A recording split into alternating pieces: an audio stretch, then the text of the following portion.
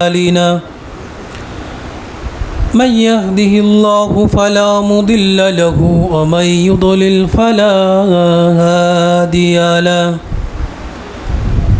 وأشهد أن لا إله إلا الله وحده لا شريك له وأشهد أن محمدا عبده ورسوله أما بعد فإن خير الحديث كتاب الله وخير الهدي هدي محمد صلى الله عليه وسلم وشر الأمور محدثاتها وكل محدثة بدعة وكل بدعة ضلالة وكل ضلالة في النار فأعوذ بالله من الشيطان الرجيم قوا أنفسكم وأهليكم نارا وقال النبي صلى الله عليه وسلم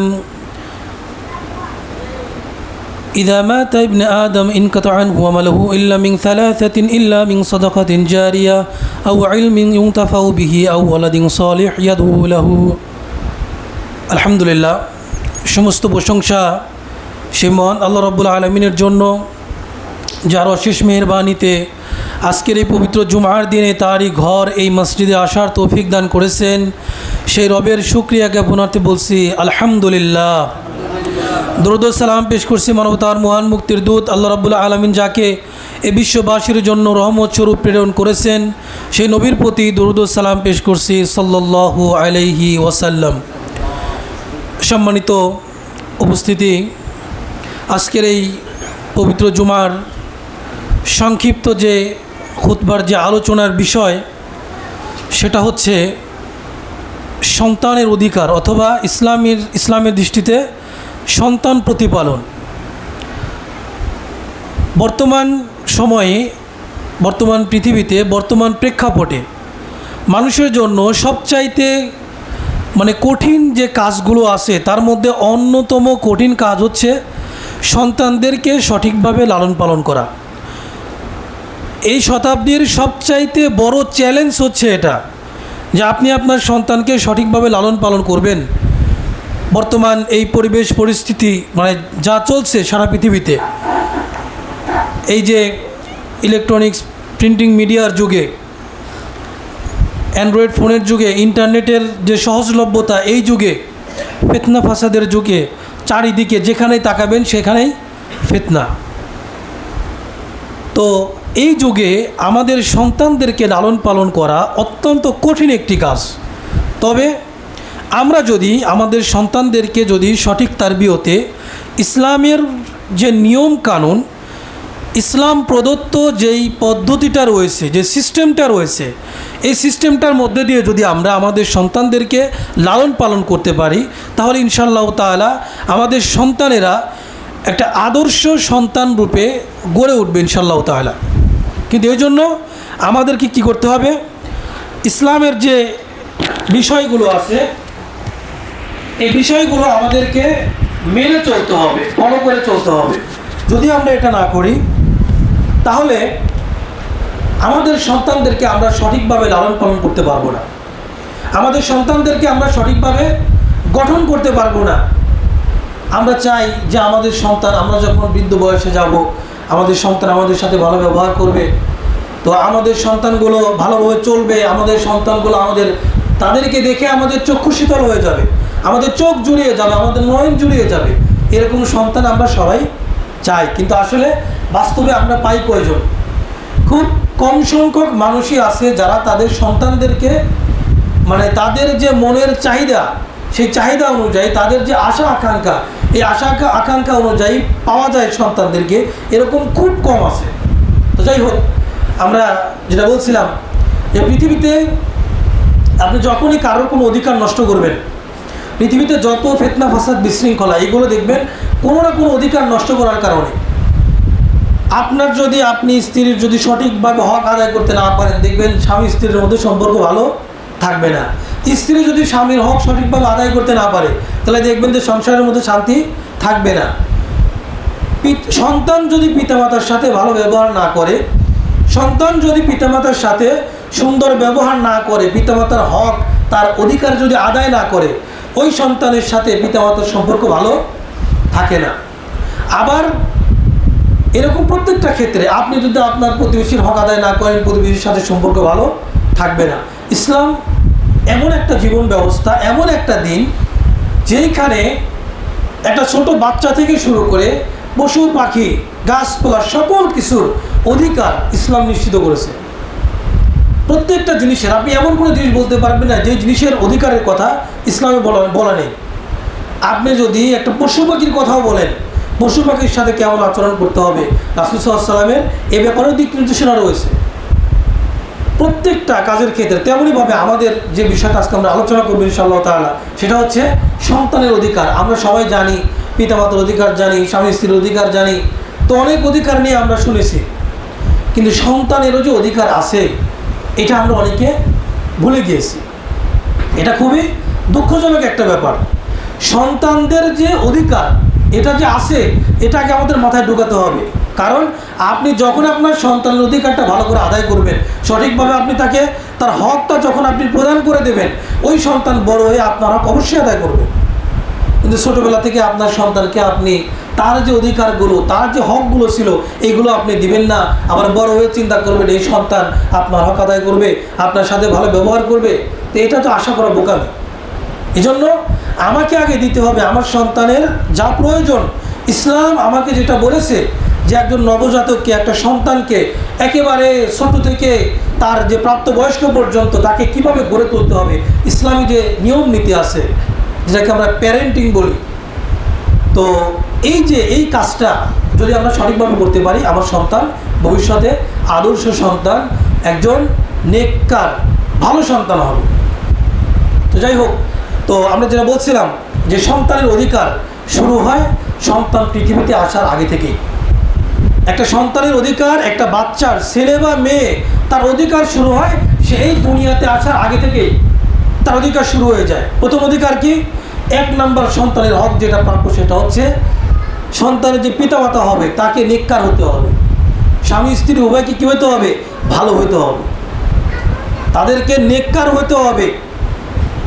যে মহিলাকে আপনি বিয়ে করবেন, যার গর্ভে আপনার সন্তান ভবিষ্যতে আগমন করবে, আপনি যাকে বিয়ে করতেছেন তাকে আপনি দেখে শুনে বিয়ে করবেন, তাকে ভালো হতে হবে, তাকে নেককার হতে হবে।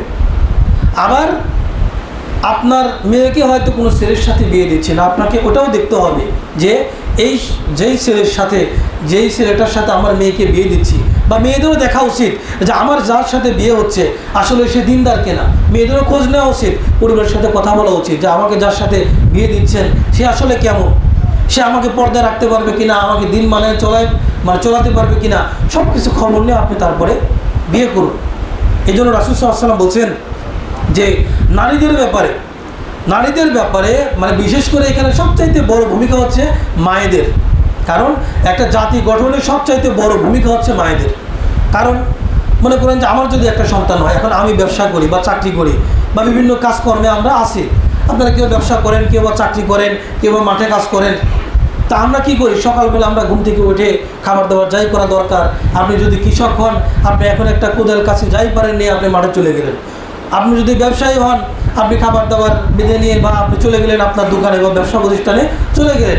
আপনি যদি চাকরি করেন, আপনি সকালে ঘুম থেকে উঠে একটা নির্দিষ্ট টাইম পরে আপনি কোথায় চলে গেলেন? চাকরিতে চলে গেলেন। সেই সন্ধ্যা বা বিকালে বা রাত্রিতে আপনি যখন বাসায় ফিরবেন, তো চিন্তা করেন এই যে একটা মানে লম্বা সময়, এই সময়টাকে আপনার সন্তানকে দেখাশোনা করবে কে? আপনি না আপনার স্ত্রী?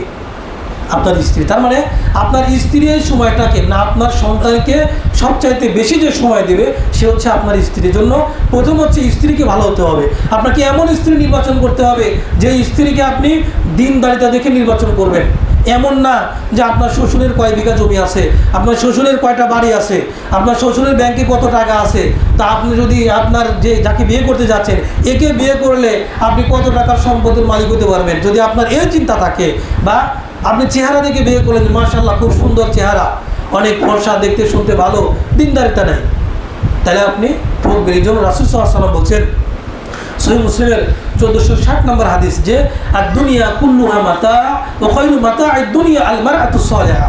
রাসূল সাল্লাল্লাহু আলাইহি ওয়াসাল্লাম বলছেন যে পৃথিবীর মানুষ তোমরা শুনে রাখো, এই দুনিয়ার সমস্ত কিছু সম্পদ আর ওয়া খায়রু মাতা'আদ দুনিয়া, আর এই দুনিয়ার মধ্যে সর্বশ্রেষ্ঠ সর্বোত্তম সম্পদ হচ্ছে একজন আল মারআতু সালিহা, নেককার সৎকর্মশীল একজন মহিলা।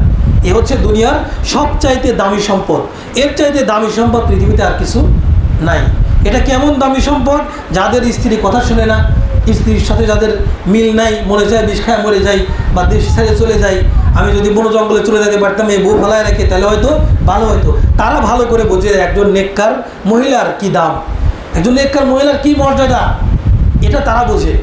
এই জন্য রাসূল সাল্লাল্লাহু আলাইহি ওয়াসাল্লাম বলছেন যে একজন ভালো মহিলা, সৎকর্মশীল, নেককার, দিনদার মহিলা, এটা হচ্ছে পৃথিবীর সবচাইতে উত্তম সর্বশ্রেষ্ঠ সম্পদ। তাহলে এই জন্য আমাদেরকে এক নম্বরে বাছাই করতে হবে যে স্বামী স্ত্রী তারা কেমন। একটা ভালো সন্তান পৃথিবীতে নিয়ে আসতে হলে আশা করতে হলে প্রথমে স্বামী স্ত্রীকে ভালো হতে হবে।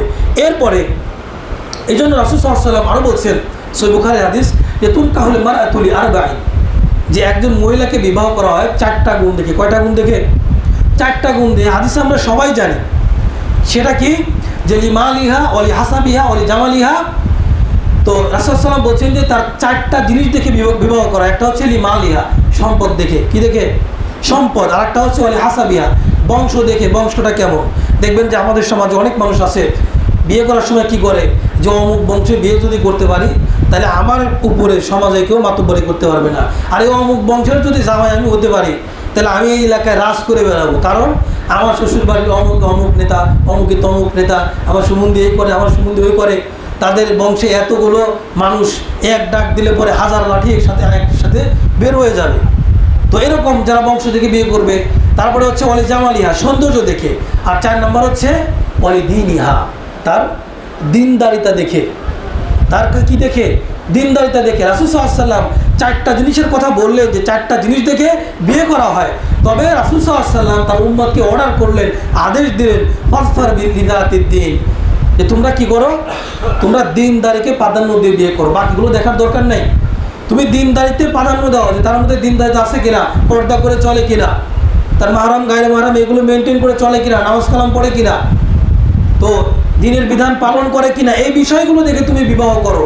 যদি এটা তুমি না করো তাহলে কি হবে? রাসূল সাল্লাল্লাহু আলাইহি ওয়াসাল্লাম বলছেন তারিবাতিয়া দাগ, তাহলে তোমার নাক ধুলো দূষিত হোক, মানে তুমি ঠকে যাবে, পরাজিত হয়ে যাবে, তুমি ধ্বংস হয়ে যাবে। তার প্রমাণ যাদের ঘরে দিনদার স্ত্রী নাই তারাই এটা ভালো বোঝে। রাসূল সাল্লাল্লাহু আলাইহি ওয়াসাল্লাম বলছেন দিনদারের স্ত্রী ছাড়া তুমি যদি বিয়ে করো, ওই টাকা দেখে, বংশ দেখে, চেহারা দেখে যদি বিয়ে করো, দেখেন চেহারা কিন্তু একদিন শেষ হয়ে যাবে। আপনি যদি 20 বছরের একটা মেয়েকে যদি বিয়ে করেন, 20 বছর বয়সে তার যে চেহারা থাকবে, 10 বছর পর কি 20 বছর পরে যে চেহারা থাকবে। কিন্তু আপনি যদি দিনদারিতা দেখে বিয়ে করেন, ওই 10 বছর বয়সেও যদি আপনি তাকে বিয়ে করেন বা 20 বছর বয়সেও যদি বিয়ে করেন, ও 50 বছর বয়সে গিয়েও তার দিনদারিতা বাড়া ছাড়া কমবে না, বাড়া ছাড়া কমবে না। সেই জন্য আমাদেরকে দিনদারিতা প্রাধান্য দিয়ে কী করতে হবে? বিয়ে করতে হবে, বিয়ে দিতে হবে। মানে বিয়ে শাদীর যে কায়কারবার আছে এগুলো এইভাবে করতে হবে। এরপরে রাসূল সাল্লাল্লাহু আলাইহি ওয়াসাল্লামকে একবার প্রশ্ন করা হলো, একজন সাহাবী বললেন যে আইয়ুন নিসা খায়র, সর্বোত্তম মহিলা, সর্বোত্তম নারীকে? রাসূল সাল্লাল্লাহু আলাইহি ওয়াসাল্লাম বললেন যে ওই মহিলা হচ্ছে সর্বোত্তম সর্বোৎকৃষ্ট নারী, যার দিকে তাকালে তার স্বামী আনন্দ পায়, তাকে অর্ডার করলে সেটা সে কী করে? ফলো করে, তার কোনো আদেশের তার মানে অমান্য করে না। যেই জিনিস স্বামী অপছন্দ করে সেই কাজগুলো সে করে না, এই নারী হচ্ছে সবচাইতে সর্বোত্তম নারী, সবচাইতে ভালো নারী। তাই এটা হচ্ছে 1 নম্বর, মানে নারী পুরুষ উভয়কে দিনদার হতে হবে। 2 নম্বর হচ্ছে দাম্পত্য জীবনে কোরআন সুন্নাহর অনুসরণ করতে হবে। এটা হচ্ছে সন্তানের অধিকার। বলতে পারেন যে হুজুর এটা তো আমাদের কাজ, সন্তানের অধিকার কেমন হয়? তো এটা সন্তানের অধিকার, কারণ আপনি যদি না মেনে চলেন, আপনি আম গাছ লাগায় যদি জাম আশা করেন তাহলে তো হবে না। আপনাকে আম গাছ লাগায় আমি আশা করতে হবে, জাম গাছ লাগায় আপনাকে জাম আশা করতে হবে। সেজন্য আমাদের যে দাম্পত্য জীবনে, আমাদের একেবারে বিয়ের যে দেখাশোনা থেকে শুরু করে আমাদের দৈনন্দিন জীবনে আপনার যা কিছু সমস্ত কিছু যাতে দিন মেনে হয়, ইসলাম মেনে হয়। যে আপনার বিয়ে যেন এরকম না হয় যৌতুকের জন্য আপনি বউ পিটাচ্ছেন, তার মানে কি দাম্পত্যে আপনার আর দিন এখানে আর প্রাধান্য পাচ্ছে না, আপনার দুনিয়া প্রাধান্য পাচ্ছে, আপনার লোক প্রাধান্য পাচ্ছে। এজন্য দাম্পত্য জীবনে কোরআন সুন্নাহ অনুসরণ করা। এরপরে 3 নম্বর হচ্ছে সন্তান পৃথিবীতে আসার আগেই যাতে নেক সন্তান হয় এই জন্য আল্লাহর কাছে দোয়া করা। আল্লাহর কাছে কী করা? দোয়া করা। ইব্রাহিম আলাইহিস সালাম দোয়া করেছেন। এরপরে প্রত্যেক অসংখ্য নবীর কথা কোরআনের মধ্যে আল্লাহ তাআলা বলেছেন যে তারা তাদের নেক সন্তানের জন্য দোয়া করেছেন যাতে আল্লাহ তাআলা তাদেরকে নেক সন্তান দেন। যেমন আমরা কয়েকটা দোয়ার কথা বলি যে আল্লাহ তাআলা বলেছেন যে রব্বানা হাব লানা মিন আজওয়াজিনা ওয়া যুররিয়াতিনা কুররাতা আয়ুন, যে আল্লাহর কাছে দোয়া করতে হবে, রব্বানা, হে আমাদের প্রতিপালক, হে আমাদের রব, হাব লানা, আপনি আমাদেরকে দান করুন, আমাদের উপর অনুগ্রহ করুন। কি দিয়ে? যে মিন আজওয়াজিনা ওয়া যুররিয়াতিনা, এমন স্ত্রী এবং সন্তান সন্ততি বংশধর, এমন স্ত্রী বা এমন পরিবার, এমন সন্তান সন্ততি দিয়ে যারা কি হবে আমাদের চক্ষু শীতলকারী হবে, যাদেরকে দেখলে আমাদের চোখ ঠান্ডা হয়ে যাবে, আমাদের নয়ন জুড়িয়ে যাবে, এরকম সন্তান আপনি আমাদেরকে কি করে দিন? প্রদান করুন।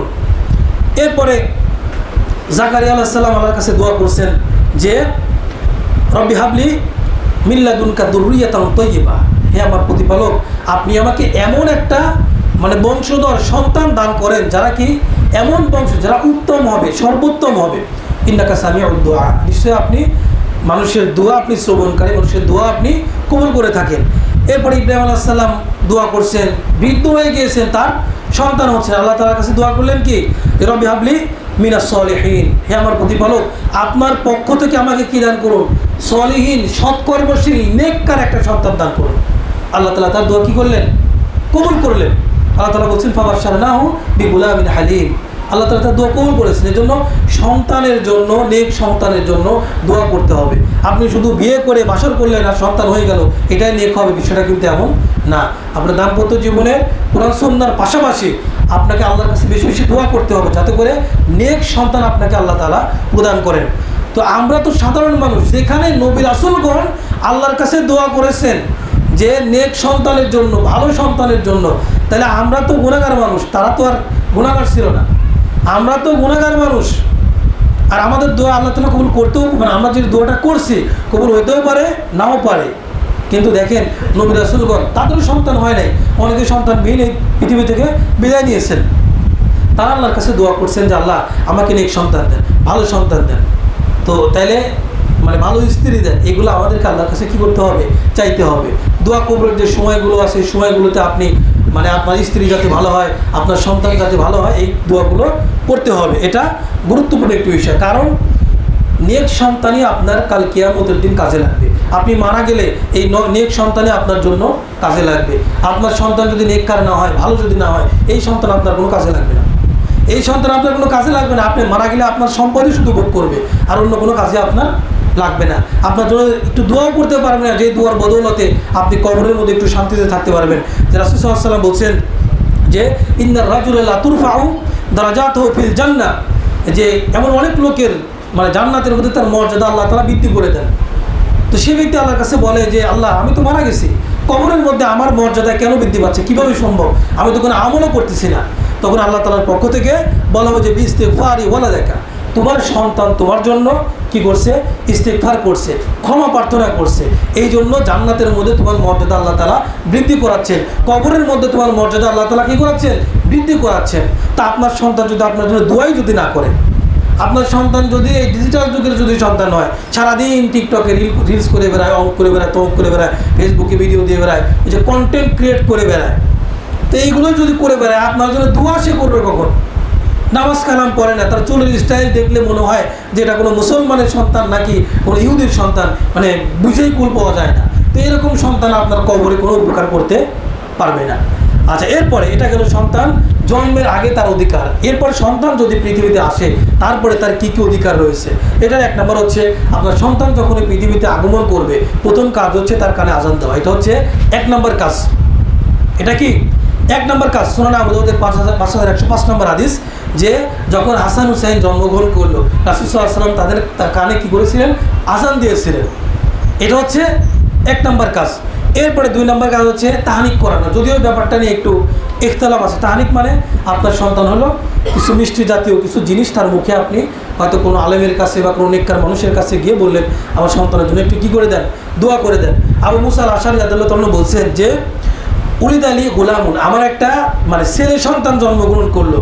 ফাআতাইতু বিহিন নবী সাল্লাল্লাহু আলাইহি ওয়াসাল্লাম, আমি রাসূল সাল্লাল্লাহু আলাইহি ওয়াসাল্লামের কাছে আমার ওই সন্তানকে নিয়ে এসে বললাম, রাসূল সাল্লাল্লাহু আলাইহি ওয়াসাল্লামের কাছে আমি দিলাম। রাসূল সাল্লাল্লাহু আলাইহি ওয়াসাল্লাম ফাসাম্মাহু ইব্রাহিম, রাসূল সাল্লাম তার নাম রাখলেন ইব্রাহিম। ওয়া হান্নাকাহু বিতামরাতিন, রাসূল সাল্লাম একটু খেজুর চিবিয়ে ওইটার যে রস তার মুখে একটু দিয়ে দিলেন। ওয়া দাআ লাহু বিল বারাকা ওয়া দাফাহু ইলাইয়া, রাসূল সাল্লাল্লাহু আলাইহি ওয়াসাল্লাম তার জন্য বরকতের দোয়া করে দিলেন। তারপরে আমার কাছে আমার সন্তানটাকে ফেরত দিয়ে দিলেন যে তুমি এটা নিয়ে যাও। তো আমরা নেককার মানুষের কাছে গিয়ে এরকম করতে পারি, তো অবশ্যই সাবধান।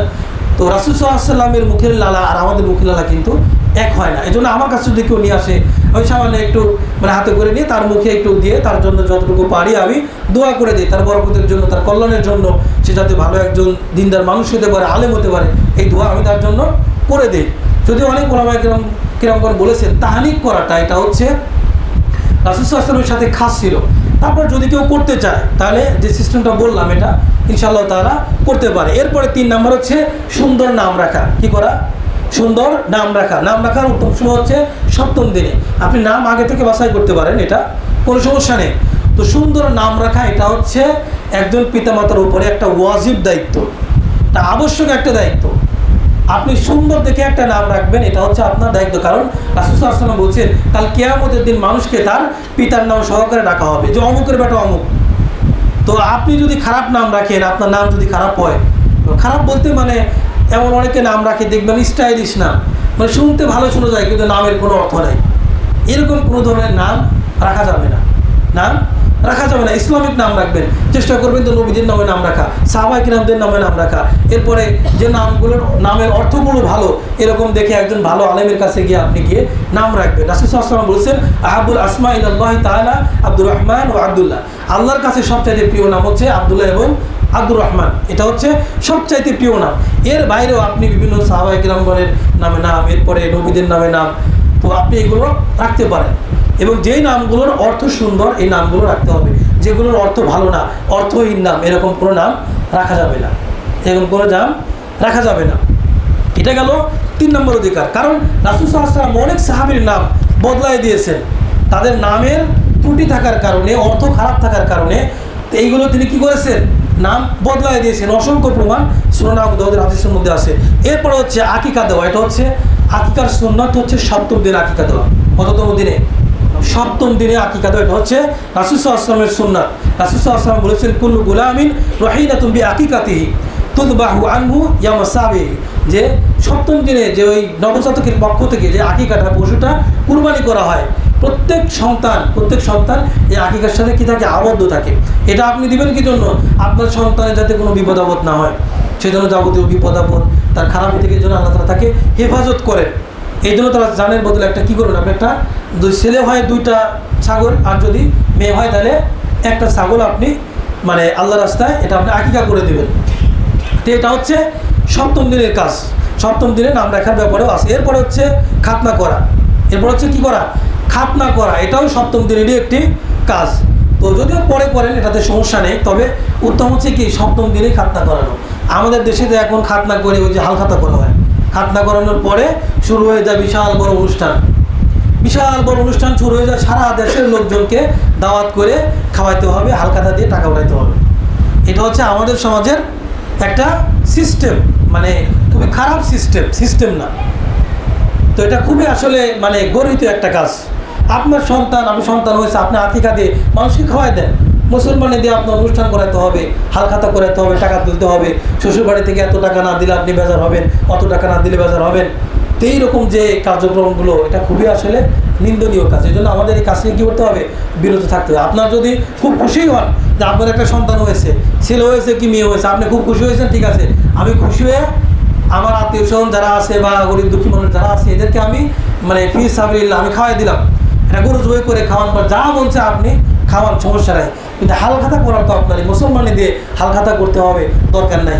অনেকে আবার কি করে, আরেকটা সুযোগ পাইছে যে মুসলমানে যেহেতু জায়েজ নেই মুসলমান অনুষ্ঠান, বা তাহলে কী করা যায়, জায়েজ একটা সুরাত বের করা দরকার।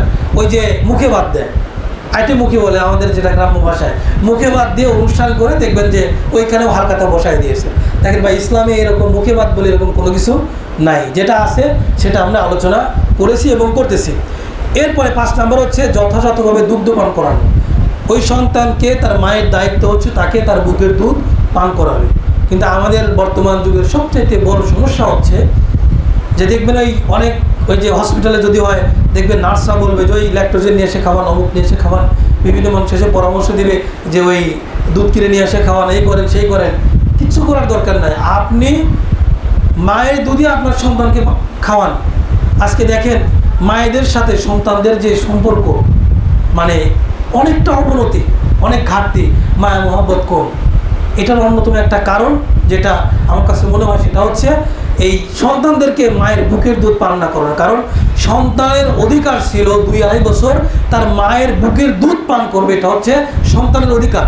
কোনো মা যদি তাকে পান না করায়, যদি মনে করে আমার স্বাস্থ্য খারাপ হয়ে যাবে, আমার এই ক্ষতি হবে, দেখতে খারাপ লাগবে, অমুক তমুক বিভিন্ন কিছু, এরকম কোনো অজুহাত দিয়ে যদি সন্তানকে দুধ পান করা থেকে বিরত থাকে, ওই মাতা ওই মা গুনাহগার হবে। ওই সন্তানের অধিকার সে আদায় না করার কারণে আল্লাহর কাছে তার জবাবদিহি করতে হবে। এই জন্য বিষয়টা আমাদেরকে খেয়াল রাখতে হবে। দেখা যাচ্ছে অনেক সময় এরকম হয়, বাচ্চা জন্মগ্রহণ করার পরে অনেক মায়ের বুকে দুধ আসে না, তখন ডাক্তারের শরণাপন্ন হন। সেই ক্ষেত্রে যদি আপনাকে অন্য কিছু বিকল্প পদ্ধতি অবলম্বন করতে হয় সেটা ভিন্ন কথা, কিন্তু আপনার যদি সুযোগ থাকে, আপনার আছে, আপনি কেন বিকল্পটা নেবেন, এই বিষয়টা আমাদেরকে খেয়াল করতে হবে। এরপর 6 নম্বর হচ্ছে আপনার সন্তানকে আপনার যে হালাল রিজিক আছে এই রিজিক থেকে আপনি আপনার সন্তানকে ভক্ষণ করাবেন। কারণ আপনার সন্তান একটা হারাম খাদ্য দিয়ে, হারাম জিনিস দিয়ে তার দেহ গঠিত হোক, এটা আপনার কোনো মোটেই উচিত হবে না। কারণ আল্লাহ রাসূল সাল্লাল্লাহু আলাইহি ওয়াসাল্লাম বলছেন যে ইন্নাল্লাহা তাইয়্যিব লা ইয়াকবালু ইল্লা তাইয়্যিবা, নিশ্চয়ই আল্লাহ তাআলা পবিত্র, আর পবিত্র জিনিস ছাড়া আল্লাহ তাআলা অন্য কোনো কিছু গ্রহণ করবেন না। এই জন্য আপনার পবিত্র যে খাবার, হালাল যে রিজিক, এইগুলো থেকে আপনি আপনার সন্তানকে আহার করান। এরপর 7 নম্বর হচ্ছে সালাত শিক্ষা দেওয়া। কি শিক্ষা দেওয়া? সালাত শিক্ষা দেওয়া। আপনার সন্তান যখন 7 বছর বয়সে উপনীত হবে, রাসূল সাল্লাল্লাহু আলাইহি ওয়াসাল্লাম বলছেন যে মুরু আওলাদাকুম বিস-সালাত, যে তুমি তোমার সন্তানদেরকে কি করো? সালাত শিক্ষা দাও। ওহুম আবনাউ সাব'i সিনিন, তার বয়স যখন 7 বছর হবে। কয় বছর? 7 বছর বয়স হলে আপনি আপনার সন্তান, এর আগেও যদি শুরু করেন তাতে ইসলামের কোনো নিষেধ নাই। আপনার সন্তানকে আপনি সে বোঝা শিখুক আর না শিখুক, আপনি সাথে নিয়ে সালাত পড়েন। মসজিদে নিয়ে আসবেন। অনেকে আবার চিন্তা করে সব ছেলেমেয়েদেরকে মসজিদে নিয়ে আসতে দুষ্টুমি করবে, অনেকে আবার ধমক দিয়ে খেদায় দেয়। এই কাজটা মোটেই করা যাবে না, এই কাজটা মোটেই করা যায় না। আজকের যে সন্তান, আপনি এগে যদি ছোটোবেলা মসজিদ থেকে ধমক দিয়ে যদি বের করে দেন, সে আপনাকে দেখে ভয় পেয়ে মসজিদ থেকে বের হয়ে যদি জীবনে আর মসজিদে না আসে, এটার দায়ভার কে নেবে? আপনার ধমকের কারণে, আপনার শাসনের কারণে যদি একটা বাচ্চা, একটা সন্তান, একটা ছেলে যদি মসজিদ থেকে বিমুখ হয়ে যায়, এর দায়ভার অবশ্যই আপনাকে নিতে হবে। এই জন্য আমাদের অনেক মুরব্বীরা, আপনারা আবার মনে করেন না, এরকম থাকতে পারেন আপনারা কেউ, যে কাউকে আমি উদ্দেশ্য করে বলছি, এটা মনে করার কোনো দরকার নাই। আমি ওভারঅল আপনাদেরকে আমভাবে বলছি, এই ধরনের কোনো কাজ করা যাবে না। সন্তানদেরকে নিয়ে তাদেরকে ছোটোবেলা থেকে সালাতের ট্রেনিং দিতে হবে, সালাতের ট্রেনিং দিতে হবে। মসজিদে নিয়ে আসবেন, বেশি দুষ্টুমিগুলো তাকে একটু বোঝাবেন, তুমি দুষ্টুমি না করলে তোমাকে একটা চকলেট দেবো, কি এই দেবো সেই দেবো। আপনি বিভিন্নভাবে তাকে দিনের পথে রাখার চেষ্টা করেন। ভাই, বর্তমানে যুগে সন্তানদেরকে এই যে মোবাইল, এখন এমন একটা অবস্থা হয়েছে যে বাচ্চাদেরকে মোবাইল কিচ্ছু বোঝে না। আপনি মোবাইল না দেওয়া পর্যন্ত সে খাবে না, মোবাইল না দেওয়া পর্যন্ত সে খাওয়া দাওয়া করবে না, মোবাইল দেখবে, খাবে। আর আমাদের অনেক মা বোনেরাও বা অনেক বাবা মায়েরাও এই কাজটা করে। সন্তান যখন খেতে চায় না, ওই একটা কার্টুন দিয়ে কি কিছু একটা ভিডিও দিয়ে সন্তানকে দেখায় আর খাওয়ায়। এই বদ অভ্যাসটা করা যাবে না, এই বদ অভ্যাসটা করা যাবে না। কারণ ছোটোবেলা আপনি এই যে মোবাইলের যে ক্ষতিটা তার মাথার মধ্যে ঢুকাই দিচ্ছেন। আজকে বিজ্ঞানীরা বলছে যে সন্তানদেরকে ছোটোবেলা থেকে মোবাইল দেখা অভ্যস্ত করলে এটা তাদের মস্তিষ্কে প্রভাব ফেলে। এই জন্য দেখবেন যে ওই বড় হয়ে সন্তানের এই মোবাইলের আকর্ষণটা থেকেই যায়। এখন তো শুধু ছোটোদের না, বড়দের অবস্থাও খারাপ। মানে মোবাইল ছাড়ার জন্য আমাদের চলেই না, মানে মোবাইল আমাদের সবার রক্তে মাংসে মিশে আছে, যে এমন একটা অবস্থা হয়ে গেছে যে কোনো মানে অবস্থাতে। আর মোবাইলে একবার ধরলে পরে দেখবেন ঘন্টার পর ঘন্টা চলে যাচ্ছে। কিন্তু কোরআন পড়তে গেলে 10 মিনিটও কোরআন পড়তে মন চায় না। একটা ইসলামী বই পড়তে গেলে 5 মিনিটও পড়তে মন চায় না। পড়তে গেলে মনে হয় একটু মাথা ব্যথাচ্ছে, এই হচ্ছে সেই হচ্ছে, না থাক, দরকার নাই। কিন্তু মোবাইলটা হাতে নিলে ঘন্টার পর ঘন্টা চলতেছে, মানুষ এই জায়গা বিরক্ত হয়। এই জন্য আরবিতে একটা মানে আরব দেশের কোনো একটা পেজে বা গ্রুপে একটা মানে বিষয় দেখেছিলাম যে একজন প্রশ্ন করছে যে শেখ, মানে আমরা যে বিভিন্ন গ্রন্থগুলোতে পড়ি যে আমাদের সালফে সালিহিনগণ তারা ঘন্টার পর ঘন্টা কোরআন তিলাওয়াত করতেন, 24 ঘন্টা, 10 ঘন্টা, 8 ঘন্টা, 7 ঘন্টা কি 12 ঘন্টা কি 18 ঘন্টা তারা পড়াশোনা করতেন, কোরআন সুন্নাহ পড়তেন। এটা কেমন সম্ভব? এটা সম্ভব কেমনে? তারা তাদের কোরআনের সাথে এই সম্পর্কটা তাদের কেমনে হয়েছিল? আসলে এটা কি বিশ্বাসযোগ্য কথা? তো তিনি বললেন যে দেখো এটা খুব সহজ। কারণ ওই যে আমাদের বর্তমান যুগে মোবাইলের সাথে আমাদের যে সম্পর্ক যেমন, তাদের সাথেও ঠিক কোরআনের সম্পর্ক ছিল এমন। কারণ ওই সময় মোবাইল হয়তো ছিল না, মোবাইল তো ছিল না, যার কারণে হয়তো এখন ছিল। তো আমাদের যুগে মোবাইল হওয়ার কারণে মোবাইলের সাথে আমাদের সম্পর্ক, আমরা অনেক সময় যখন তাদের জীবনীগুলো পড়ি, তারা এত লম্বা সময় ধরে পড়াশোনা করছে, এত লম্বা সময় ধরে কোরআন তেলাওয়াত করছে, সালাত আদায় করছে। অনেকের জীবনীতে পাওয়া যায় তারা সারা রাত ধরে তাহাজ্জুদের সালাত আদায় করছে। কেমনে সম্ভব? ভাই অবশ্যই সম্ভব। আপনি যদি সারা রাত ধরে যদি মানে ফজর পর্যন্ত মোবাইল টিপে সিনেমা দেখে বিভিন্ন কিছু করে যদি বিনোদন নিয়ে আপনি যদি রাত কাটাতে পারেন, তো আমাদের সালফে সালেহীনগণ তারা কোরআনের সাথে, আল্লাহর সাথে সম্পর্ক বৃদ্ধির জন্য, পরকালের জন্য, এটার জন্য তারা কোরআন তেলাওয়াত করে রাত কাটিয়ে দেবে, সালাত আদায় করে রাত কাটিয়ে দেবে। এটা তো আমারই তেমন কিছু না, এটা তাদের জন্য কঠিন কোনো কাজ ছিল না। এটা মানে সহজে বোঝার জন্য আর কি বললাম। এরপরে যেটা আমরা বলছিলাম যে সলাৎ শিক্ষা দিতে হবে। এরপর রাসূল সাল্লাল্লাহু আলাইহি ওয়াসাল্লাম বলেছেন 7 বছর পর্যন্ত শিক্ষা দিতে হবে। 7 বছর থেকে 10 বছর হয়ে গেলে যদি আদায় না করে, পিটিয়ে হলেও তাদেরকে কী করতে হবে? সালাত আদায় করতে হবে। শোয়ার বিছানা, ঘুমানোর বিছানাটাকে কী করতে হবে? আলাদা করে দেবে। তবু তাদেরকে সালাত আদায় করাতেই হবে। এটা হচ্ছে বাবা মায়ের দায়িত্ব। আমাদের মানে আমরা পিতামাতা যারা আছি, অভিভাবক যারা আছি, আমাদের সন্তানদেরকে আমরা দিনের ব্যাপারে পিটায়াও আমরা কোনো কিছু করাতে পারি না। কিন্তু যদি দেখেন আপনার সন্তানকে আপনি একটা কাজে করেছেন, হয়তো বলেছেন আপনি কৃষক মানুষ, যে আমি মাঠে গেলাম, যে তুমি নাস্তার বেলায় নাস্তাটা নিয়ে মাঠে যাও। তা আপনার তো ক্ষুধা লাগে, আপনার কাজ শেষ, দুপুর হয়ে যায়, আপনার সন্তান যায় না, আপনি তো খেপে গেলেন, আর সেই সন্তানকে পিটানো শুরু করলেন। এরকম আমাদের পিতামাতা অনেক আছে, কিন্তু এরকম পিতামাতা মানে খুব কমই আছে। হয়তো লাখে একজন আছে কিনা সন্দেহ, যে সন্তান নামাজ না পড়ে ফজরের সময় ঘুমিয়ে আছে, ওই সন্তানকে পিতামাতা গিয়ে পিটাইছে। এরকম আমার দেখা মতে নাই, খুব কম, থাকলেও খুব কম আছে, একেবারেই নগণ্য। আপনার দুনিয়ার কোনো কাজ, আপনার ব্যক্তিগত কোনো কাজ না করে দেওয়ার কারণে আপনি সন্তানদেরকে পিটাতে পারেন। মা বোনের অনেক সময় হয়তো মেয়েদেরকে বলছে যে মা তুমি কি করো, একটু রান্নাটা করো বা রান্নাটা বসায় দাও, বা আমাকে এই জিনিস একটু আগায় দিয়ে একটু সহযোগিতা করো, তো মেয়েটা দিল না, এসে তো গালি গালাজ তো আসেই, সাথে পিটান শুরু করলো। হাতের করে জাহাজ, হয়তো ওই যে ভাতের যেটা কি বলে, ভাত নাড়ে লাহুর বলে, ওইটা দিয়ে পিটালো, বা যেটা দিয়ে চুলার মধ্যে যে লাঠি দিয়ে মানে আগুনটাকে মানে ইয়ে করে দেয়, তো ওইটা দিয়ে হয়তো পিটানো শুরু করলো। হাতের করে যা পাইলো ওটা দিয়ে পিটানো শুরু করলো। এরকম অনেক আছে, কিন্তু এরকম মা আমরা পাই না, যে মা তার সন্তান নামাজ পড়তেছে না, নামাজ না করে ঘুমিয়ে আছে, নামাজ না করে খেলাধুলা করতেছে, নামাজ না করে বসে বসে মোবাইল টিপতেছে বা গল্প করতেছে, আড্ডা মারতেছে, তো এই সন্তানকে ধরে পিটাইছে, তাদেরকে শাসন করেছে। এরকম পিতামাতা পাওয়া খুব দুষ্কর। তা আমাদের এরকম হতে হবে, আপনার সন্তান যদি দিন পালন না করে, নামাজ কালাম যদি না করে, দিন মেনে না চলে, আপনি তাকে জোর করে কোরআন তেলাওয়াত করান, কোরআন শিক্ষা করান, ইসলামী বইপত্র আপনি তাকে পড়ান, তো এইগুলো আপনি অভ্যস্ত করান। আমরা সন্তানদেরকে মোবাইল দিয়ে কী করি, যে বাবা তুমি যদি কী করো, যদি পরীক্ষা পাস করতে পারো তোমাকে একটা মোবাইল কিনে দেবো, পরীক্ষায় পাস করলে তোমাকে একটা ট্যাব কিনে দেবো, পরীক্ষায় পাস করলে তোমাকে একটা মোটর সাইকেল কিনে দেবো, তোমাকে একটা ল্যাপটপ কিনে দেবো। ভাই এই সকল নেশা সন্তানদেরকে ধরানো উচিত না। আপনি এমন কিছু দেন যেটা তার দিনের কাজে লাগে। এই জন্য ছোটোবেলা থেকে যদি আমরা তাদেরকে দিনের উপরে বড় করি, তাহলে বড় হয়ে জিনিসটা তাদেরকে মানে দিনের পথে চলতে সহযোগিতা করবে। এরপর 8 নম্বর হচ্ছে সন্তানদেরকে তাওহীদ শিক্ষা দেওয়া, সবচাইতে গুরুত্বপূর্ণ বিষয়। যদিও আমাদের সমাজে এটা সবচাইতে গুরুত্বপূর্ণ, ঈমান, আকীদা, তাওহীদ, এইগুলো আমরা বিশুদ্ধ করতে চাই না, এগুলো আমরা বিশুদ্ধ করতে চাই না। অথচ আমাদের জান্নাত জাহান্নাম নির্ভর করবে আমাদের আকীদার উপরে, আমাদের ঈমান, আমাদের তাওহীদ বিশুদ্ধতার উপরে। আমাদের ঈমান যদি ঠিক থাকে, তাওহীদ যদি ভালো থাকে, এটার উপরে আমাদের জান্নাত জাহান্নাম নির্ভর করবে। অনেকে দেখবেন যে প্রচুর আমল করে, রাত দিন ধরে তাহাজ্জুদের সালাত করে বিভিন্ন কিছু করে, দেখবেন যে নেকির পাহাড় করে ফেলছে, কিন্তু আবার শিরক করে। কি করে? শিরক করে। আল্লাহ তাআলা বলছেন যে ওয়াকাদিমনা ইলা মা আমিলু মিন আমালিন ফাজআলনাহু হাবাআন মানসুরা। কাল কিয়ামতের দিন আমি অনেক বান্দার আমল দেখার জন্য যাব, এরপরে তাদের আমলগুলোকে আমি ধূলিকণা পরিপূর্ণ করে দেবো। কারণ এই আমলগুলোর মধ্যে শিরক থাকবে, বিদআত থাকবে। আপনি যতই আমল করেন, একটা জিনিস মনে রাখবেন যে আপনি অনেক আমল করেছেন, তারপরে মাজারে গিয়ে একটা সিজদা দিলেন, সব শেষ, সব শেষ।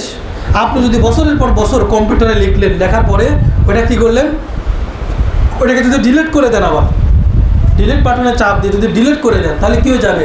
ওইটা ফিরে পাবেন?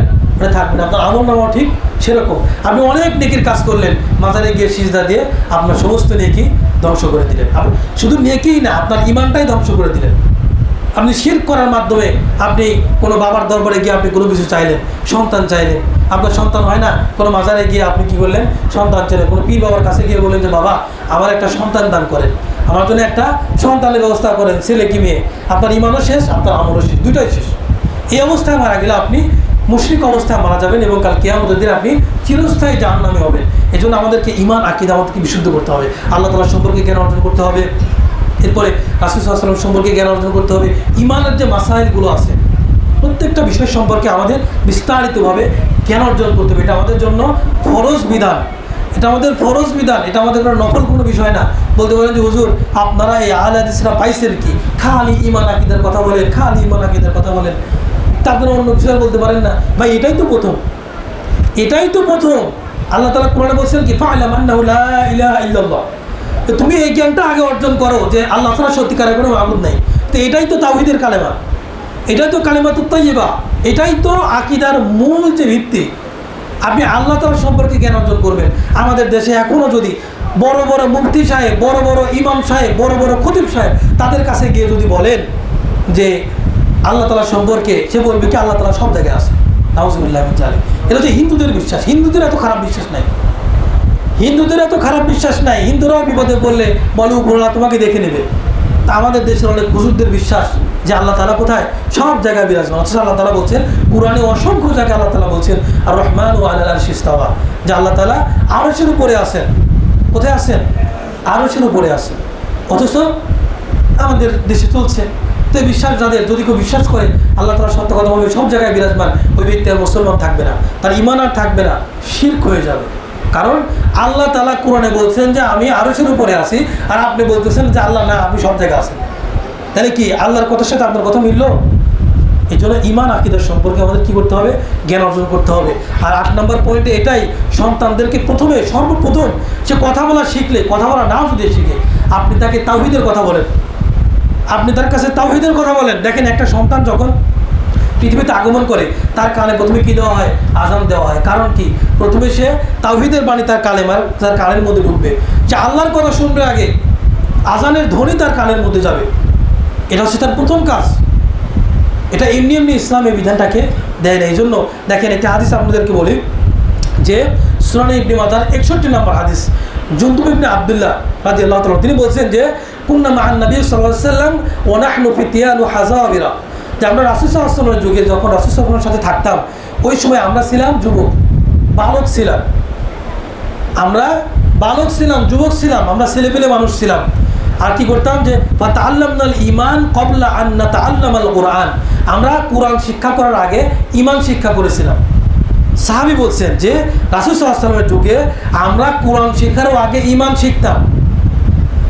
এখন আপনি বলতেছেন যে হুজুর আপনারা খালি ঈমানের কথা বলেন, আকীদার কথা বলেন, এটা কি এত গুরুত্বপূর্ণ? জি, এই যে গুরুত্বপূর্ণ। দেখেন সাহাবী বলছেন যে রাসূল সাল্লাল্লাহু আলাইহি ওয়াসাল্লামের যুগে আমরা সালাত আদায় করার আগেও আমরা কি করতাম? ঈমান আগে শিক্ষা করতাম। সুম্মা তাআল্লামনাল কুরআন, ঈমান শেখার পরে আমরা কোরআন শিখতাম। ফাজদাদনা বিহি ঈমানান, আর ঈমান শেখার পরে কোরআন শিখতাম। আমাদের ঈমানটা নিয়ে যখন আমরা কোরআন পড়তাম, ওই কোরআন পড়াটা আমাদের ঈমানটাকে বৃদ্ধি করে দিত। সুবহানাল্লাহ। তাহলে আমাদের সন্তানদের প্রথম কাজ কি? তাদেরকে ঈমান শিক্ষা দেওয়া, আকীদা শিক্ষা দেওয়া, আল্লাহ তাআলার জ্ঞান শিক্ষা দেওয়া, রিসালাতের জ্ঞান শিক্ষা দেওয়া, রাসূল সাল্লাল্লাহু আলাইহি ওয়াসাল্লাম সম্পর্কে তাদেরকে জ্ঞান অর্জন করা। আমাদের দেশের অধিকাংশ মানুষের বিশ্বাস রাসূল সাল্লাল্লাহু আলাইহি ওয়াসাল্লাম সম্পর্কে বিশ্বাস মানে উল্টোপাল্টা বিশ্বাস তাদের আছে, যে রাসূল সাল্লাল্লাহু আলাইহি ওয়াসাল্লাম আলিমুল গায়েব, তিনি গায়েব জানেন। নাউযুবিল্লাহ। অথচ আল্লাহ তাআলা বলছেন যে আসমান জমিনে আল্লাহ ছাড়া কেউ কোনো গায়েব জানে না। আর আপনি বলছেন যে রাসূল সাল্লাল্লাহু আলাইহি ওয়াসাল্লাম আলিমুল গায়েব, রাসূল সাল্লাল্লাহু আলাইহি ওয়াসাল্লাম সব জানে। নাউযুবিল্লাহ। এই যে একটা শিরকি বিশ্বাস, এরকম রাসূল সাল্লাল্লাহু আলাইহি ওয়াসাল্লাম কেন্দ্রিক অসংখ্য মানে শিরকি বিশ্বাসগুলো আছে। আমরা তাওহীদ, শিরক, সুন্নাত, বিদআত এগুলো নিয়ে মানে ধারাবাহিকভাবে পরবর্তীতে ইনশাআল্লাহ আলোচনা হবে এখানে। তো জাস্ট মানে পয়েন্টের সাথে সংশ্লিষ্ট, এই জন্য বললাম। তো তাহলে প্রথম কাজটা আমাদের কি? সন্তানদেরকে তাওহীদ শিক্ষা দেওয়া। দেখেন রাসূল সাল্লাল্লাহু আলাইহি ওয়াসাল্লাম ইবনে আব্বাস রাদিয়াল্লাহু তাআলা বলছেন, ইয়া গোলাম, হে বৎস, ইন্নী উআল্লিমুকা বিকালিমাত, আমি তোমাকে কিছু বাণী শিক্ষা মানে শিক্ষা দেব, কিছু বাক্য, কিছু কালেমা আমি তোমাকে শিক্ষা দেব। ইহফাজিল্লাহ ইয়াহফাজকা, যদি তুমি এটার এই বাক্যগুলোর হেফাজত করো, মানে সংরক্ষণ করো, হেফাজত করো, তাহলে আল্লাহ তাআলা তোমাকে যাবতীয় বিপদ আপদ সমস্ত কিছু থেকে হেফাজত করবেন। ইহফাজিল্লাহ তাজিদহু তুজাক, তুমি কি করো?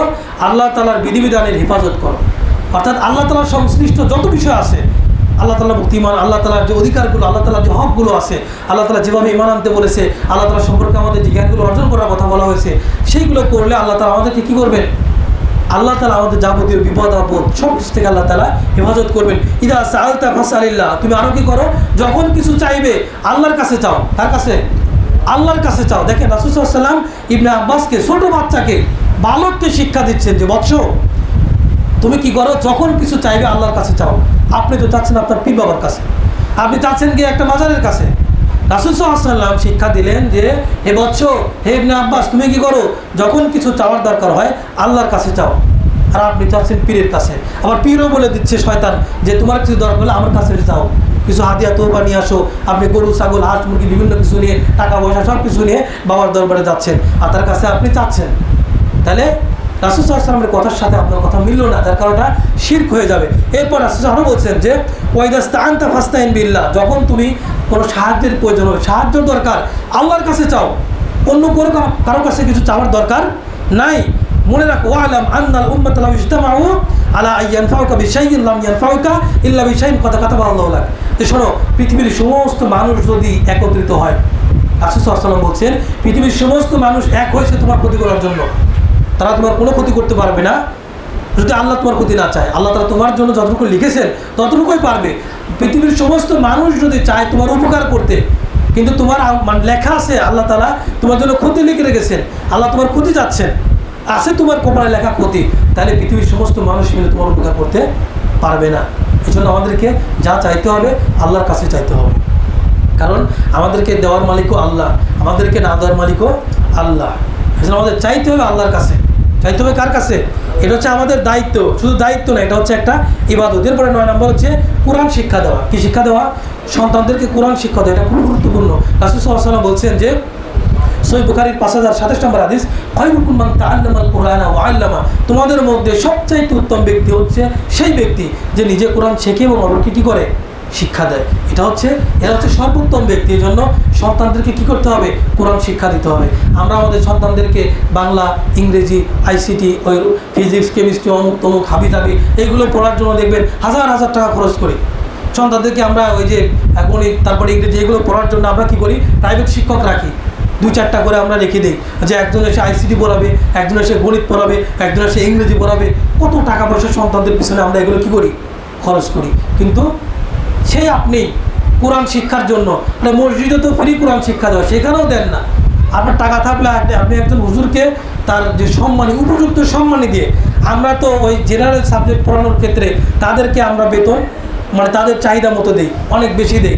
আর যখন একটা হুজুরকে নিয়ে আসে কোরআন শিক্ষা করাই বা সন্তানদেরকে দিন শিক্ষা দেওয়াই, তাদেরকে টাকা দিতে গেলে আমাদের পকেট থেকে টাকা বেরোয় না। এটা হচ্ছে আমাদের সমস্যা, এই জন্য সন্তানদেরকে টাকা পয়সা খরচ করে হলেও, হুজুর রাখে হলেও, মসজিদে টাকা পয়সা দিয়ে হুজুর রাখে হলেও, মাদ্রাসায় টাকা পয়সা দিয়ে হলেও আপনি আপনার সন্তানদেরকে কী করাবেন?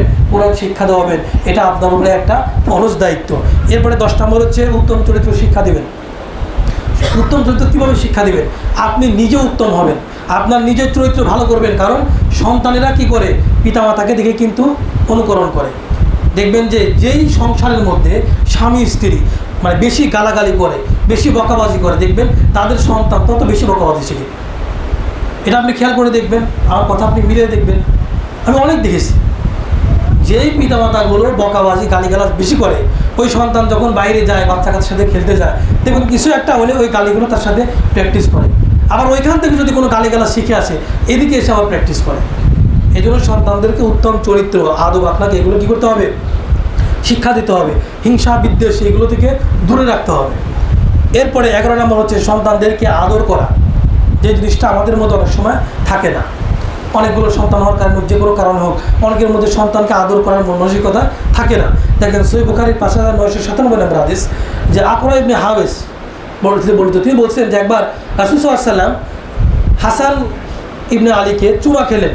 তো এটা দেখে আকরা ইবনে হাবিস বলছেন, ইয়া রাসূলুল্লাহ, আমার তো 10-12টা সন্তান, তা আমি তো তাদেরকে চুমাও দিই না, আদরও করি না। রাসূল সাল্লাল্লাহু আলাইহি ওয়াসাল্লাম তার দিকে তাকায় বললেন যে আল্লাহ যদি তোমার অন্তরের মধ্যে, তোমার দিলের মধ্যে রহমত, মায়া, মহব্বত যদি না দেয়, তো এটা তো আমি তো পয়দা করতে পারবো না, এখানে আমার তো কিছু করার নাই। রাসূল সাল্লাল্লাহু আলাইহি ওয়াসাল্লাম বাচ্চাদেরকে আদর করতেন। তাদেরকে চুমা দিতেন, তাদের জন্য দোয়া করতেন। দেখেন রাসূল সাল্লাল্লাহু আলাইহি ওয়াসাল্লাম খুতবা দিচ্ছেন, হাসান হুসাইন তারা দৌড়ে চলে আসছে, রাসূল সাল্লাল্লাহু আলাইহি ওয়াসাল্লাম খুতবা বাদ দিয়ে তাদেরকে কোলে করেছেন, খুতবাও দিয়েছেন, নামাজের মধ্যে তার কাঁধের উপরে উঠে বসেছেন হাসান হুসাইন। রাসূল সাল্লাল্লাহু আলাইহি ওয়াসাল্লাম কিছু বলেন নাই, কিচ্ছু বলেন নাই। তো কিন্তু আমাদের সন্তানরা এরকম করলে আমরা তো তাদেরকে এমনিতেই আদর যত্ন করি না, আর যদি এরকম ঘাড়ের উপরে এসে যদি নামাজের মধ্যে যদি উঠে বসে, অবস্থা তো অনেক ভয়াবহ। এই ধরনের কাজগুলো করা যাবে না। রাসূল সাল্লাল্লাহু আলাইহি ওয়াসাল্লাম যেভাবে চলেছেন, যেভাবে বলেছেন, যেভাবে করেছেন, সেটা আমাদেরকে অনুসরণ করে চলতে হবে। এরপর হচ্ছে সন্তানদের মধ্যে সুবিচার করা। সন্তানদের মধ্যে কি করা? সুবিচার করা। এটা আমাদের অনেকের মধ্যে নাই, এটা আমাদের অনেকের মধ্যে নাই। সন্তানদের মধ্যে সুবিচার করার মন মানসিকতা নাই। আপনি এক সন্তানকে কিছু দিলেন, আর এক সন্তানকে দিলেন না। ছেলেদেরকে দিলেন বেশি, মেয়েদেরকে দিলেন কম, বা মেয়েদেরকে বঞ্চিত করে দিলেন। এই ধরনের কাজ করা যাবে না। সন্তানের যে অধিকার, তারা যে প্রাপ্য হবে সেটা দিতে হবে। একবার একজন সাহাবী এসে রাসূল সাল্লাল্লাহু আলাইহি ওয়াসাল্লামকে বললেন, ইয়া রাসূলুল্লাহ, আপনি সাক্ষী থাকুন, আমার এই সন্তানকে আমি এই জিনিসটা দান করলাম, মানে দিয়ে দিলাম। রাসূল সাল্লাল্লাহু আলাইহি ওয়াসাল্লাম বলে, তোমার কি আরও সন্তান আছে? হ্যাঁ আছে। তাদেরকে তুমি অনুরোধ দিয়েছো? বলে যে না, দেই নাই। রাসূল সাল্লাল্লাহু আলাইহি ওয়াসাল্লাম বলে, তুমি এই জুলুমের কাজে, অন্যায়ের কাজে তুমি আমাকে সাক্ষী রাখো না। ইউদিলু বাইনা আওলাদিকুম, তুমি তোমার সন্তানদের মধ্যে কি করো? ইনসাফ করো। তুমি তোমার সন্তানদের মধ্যে ইনসাফ করো। একজনকে দিবা আর একজনকে দিবা না, এটা হবে না। সবার সাথে ইনসাফ করে চলতে হবে, এটা তুমি করো। রাসূল সাল্লাল্লাহু আলাইহি ওয়াসাল্লাম এই জন্য বললেন, আমি এই কাজের সাক্ষী নাই। তুমি একটা জুলুমের কাজ করবো, অন্যায় কাজ করবা, এই কাজের সাক্ষী আমি মুহাম্মদ সাল্লাল্লাহু আলাইহি ওয়াসাল্লাম হব না। এরপর হচ্ছে 13 নম্বর হচ্ছে সন্তানদেরকে যথাসময়ে বিয়ে দেওয়া। এটা অত্যন্ত গুরুত্বপূর্ণ একটি বিষয়। সমাজের ফিতনা ফাসাদ বিশৃঙ্খলার অন্যতম একটা কারণ হচ্ছে এই সন্তানদেরকে উপযুক্ত বয়সে সঠিক সময়ে বিয়ে না দেওয়া। এটা একটা পিতামাতার দায়িত্ব। রাসূল সাল্লাল্লাহু আলাইহি ওয়াসাল্লাম বলছেন, ইদা খাতাবা ইলাইকুম মান তারদাউনা দীনাহু ওয়া খুলুকাহু ফাযাওয়িজুহু ইল্লা তাফআল তাকুন ফিল আরদি ফিতনাতুন ওয়া ফাসাদুন আরিদ। সুনানে তিরমিজির হাদিস। রাসূল সাল্লাল্লাহু আলাইহি ওয়াসাল্লাম বলেছেন যে যখন তোমাদের কাছে কোনো বিয়ের পয়গাম নিয়ে আসবে, মান তারদাউনা দীনাহু ওয়া খুলুকাহু, যার দিনদারিতার চরিত্র ভালো, তোমরা তার ব্যাপারে খুশি, মানে তার দিনের ব্যাপারে তোমরা খুশি যে না ছেলেটা দিনদার, তার চরিত্র ভালো, এটার ব্যাপারে তোমরা খুশি, ফাযাওয়িজুহু, তোমরা বিয়ে দিয়ে দাও। কিছু দেখার দরকার নেই, তার সাথে তোমরা বিয়ে দিয়ে দাও, সে ছেলে হোক মেয়ে হোক, বিয়ে দিয়ে দাও। ইল্লা তাফআল, যদি তোমরা এটা না করো, তাহলে এই জমিনে ফিতনা ফাসাদ ব্যাপকভাবে ছড়িয়ে পড়বে। এই মানে আমাদের সমাজে, আমাদের দেশে যত রকম ফিতনা ফাসাদ আছে, এগুলোর অনেক কারণের মধ্যে এটা একটা কারণ, সন্তানদেরকে উপযুক্ত বয়সে বিয়ে না দেওয়া। এটা একজন পিতামাতার দায়িত্ব। আপনার ছেলেকে, আপনার মেয়েকে সঠিক সময়ে আপনি বিয়ে দেবেন। তার ইনকাম নাই, আপনার সন্তানকে আপনার খাওয়ানোর মতো সামর্থ্য আছে, কিন্তু তার চরিত্র হেফাজতের দরকার। আমরা বুঝি কখন? যখন ছেলে একটা এক জায়গায় গিয়ে ধরা পড়ে, কারো ঘরে ঢুকে ধরা পড়ে, বা একটা মেয়ে নিয়ে ভেগে চলে যায়, বা ছেলে মানে মেয়ে একটা ছেলেকে নিয়ে ভেগে চলে যায়, তখন আমাদের হুঁশ ফেরে, তখন আমাদের হুঁশ ফেরে। তো এই ক্ষতি হওয়ার, এই সমস্যা আসার আগেই আমাদেরকে এটার সমাধান করতে হবে। এরপরে যে 14 নম্বর বিষয় যেটা, সেটা হচ্ছে সন্তানদেরকে পর্যাপ্ত পরিমাণে সময় দেওয়া। সন্তানদেরকে কি করা? পর্যাপ্ত পরিমাণে সময় দেওয়া। এই জিনিসটা আমাদের মধ্যে একেবারেই নাই। আমরা মোবাইল নিয়ে ব্যস্ত থাকি, কাজকর্ম নিয়ে ব্যস্ত থাকি। আপনার প্রত্যেক দিন একটা নির্দিষ্ট একটা টাইম, আপনি 1 ঘন্টা পড়েন, 2 ঘন্টা পড়েন, আপনার সন্তানের সাথে একটু খেলাধুলা করেন, তার মন মাইন্ডটা বোঝার চেষ্টা করেন। এই খেলার ছলে, তার সাথে একটু সময় দেওয়ার ছলে তাকে দিনের কিছু কথা বলেন, কোরআনের একটা আয়াত তাকে শিখান, তাওহীদের কিছু কথা আপনি বলেন, প্রশ্নোত্তর আকারে কিছু দিন শিখার আপনি তাকে ব্যবস্থা করেন। আমাদের সন্তান নষ্ট হওয়ার, যে আমি অনেক খেয়াল করে দেখেছি, নষ্ট হওয়ার অন্যতম একটা কারণ হচ্ছে সন্তানদেরকে আমরা সময় দিই না। আমাদের অভিভাবকেরা সন্তানদেরকে, তাদেরকে যে টাইমটা দেওয়া দরকার, সময়টা দেওয়া দরকার, এটা আমরা দিই না। এটা আমাদের সবচেয়ে বড় একটা সমস্যা। অনেকগুলো সমস্যার মধ্যে এটা বড় একটা সমস্যা। সন্তানদেরকে সময় দিতে হবে। সন্তানদেরকে আপনি যত সর্বোচ্চ কামাই, আপনি 2 টাকা কম কামাই করেন, আপনি 50,000-এর জায়গায় 40,000 করেন টাকা, আপনি প্রতি মাসে 5-10,000 টাকা কামাই কম করেন, কিন্তু আপনার সন্তানকে আপনি সময় দেন। দেখবেন এই সন্তানকে আপনি সময় দিলে, আপনি যখন বৃদ্ধ হয়ে যাবেন, আর আপনি চাকরির সুবাদে যে কোনো কারণে হোক, আপনি কি করলেন? আপনার কাজের বুয়ার কাছে বা অন্য কারোর কাছে আপনার সন্তানকে রেখে আপনি আপনার কাজে চলে গেলেন। নিজের সন্তানকে দেখতেছেন না। তো ওই সন্তান আপনার বৃদ্ধ বয়সে আপনার পাশে থাকবে কেন বলেন তো? কোন যুক্তিতে থাকবে? আপনি ছোটোবেলা থেকে আপনার সন্তানকে নিজের মতো করে লালন পালন করছেন না, মানে আপনি তাকে সঠিকভাবে তার হক আদায় করছেন না, তার যে হক দরকার আদায় করা দরকার, তাকে সময় দেওয়া দরকার, এগুলো দিচ্ছেন না। এই সন্তান বৃদ্ধ বয়সে আপনাকে কিভাবে মানে আপনার সাথে সময় কাটাবে? বৃদ্ধ বয়সে মানুষের আচরণ অনেকটা বাচ্চাদের মতো হয়ে যায়, যারা একেবারে বৃদ্ধ হয়ে যায়। তা আপনি যদি আপনার সন্তানকে সঠিকভাবে লালন পালন করেন, সময় দেন, এই সন্তানও আপনাকে আপনার শেষ বয়সে সময় দেবে। এই বিষয়টা আমাদেরকে খেয়াল রাখতে হবে। এরপরে হচ্ছে 15 নম্বর হচ্ছে বিভিন্ন জনকল্যাণমূলক কাজে তাদেরকে ব্যস্ত রাখা, মানে ভালো ভালো কাজে। যেমন আপনি মনে করেন মসজিদে আসছেন, আর মসজিদে আপনি হয়তো 10 টাকায় দান করবেন, আপনার সন্তানের হাতে দিয়ে দিলেন যে বাবা কোটার মধ্যে টাকাটা তুমি দিয়ে দেবা। আপনার বুড়ের বাড়িতে কিছু সাহায্য সহযোগিতা পাঠানো দরকার, তা আপনি নিজেও যাবেন, কিন্তু মাঝে মধ্যে সন্তানকে দিয়েও পাঠান, যাতে করে সে বুঝতে পারে, মানে ছোটোবেলা থেকে এই টেন্ডেন্সি নিয়ে বড় হয়, এই চিন্তা চেতনা নিয়ে বড় হয় যে যদি আমের মৌসুম আসে তাহলে বোনের বাড়ি কি পুকুর বাড়ি এগুলো দিতে হয়, মসজিদে গেলে কিছু দান করতে হয়, দরজায় ভিখারি আসলে তাকে কিছু দান করতে হয়।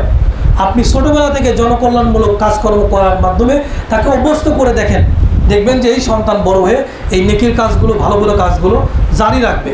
আর আপনি এই শিক্ষাটা তাকে দিলে দান করবে সন্তান, কিন্তু নেকি আপনি পাবেন, সন্তানও নেকি পাবে, আপনি কবরে যাওয়ার পরেও এটা নেকি পাবেন। সুবহানাল্লাহ। এই জন্য এই ধরনের কাজগুলো তাদেরকে শিক্ষা দেওয়া, এবং সর্বশেষ পয়েন্ট হচ্ছে সর্বাবস্থায় তাদের জন্য কল্যাণের দোয়া করা। আপনার সন্তানকে আপনি অভিশাপ দেবেন না, হয়তো সে কোনো ভুল করতে পারে, তাকে সংশোধন করে দেন, তাকে ক্ষমা করে দেন, আর সর্বাবস্থায় তার জন্য আল্লাহর কাছে দোয়া করবেন যে আল্লাহ আপনি আমার সন্তানকে ভালো রাখেন, তাকে দিনের জন্য কবুল করেন, দিনের উপরে প্রতিষ্ঠা রাখেন। এই দোয়া আল্লাহর কাছে বেশি বেশি করা। আল্লাহ রাব্বুল আলামিন সন্তানের যেই 16টা অধিকারের কথা আমরা বললাম, এই অধিকারগুলো আল্লাহ তাআলা আমাদেরকে আদায় করার তৌফিক দান করুন। আল্লাহুম্মা আমিন। আকুলু কওলি হাযা আস্তাগফিরুল্লাহ মিন সাইয়্যিদিল মুসলিমিন আস্তাগফিরু মিন কুল্লি যামবিন ইন্নাহু হুয়াল গফুরুর রহিম।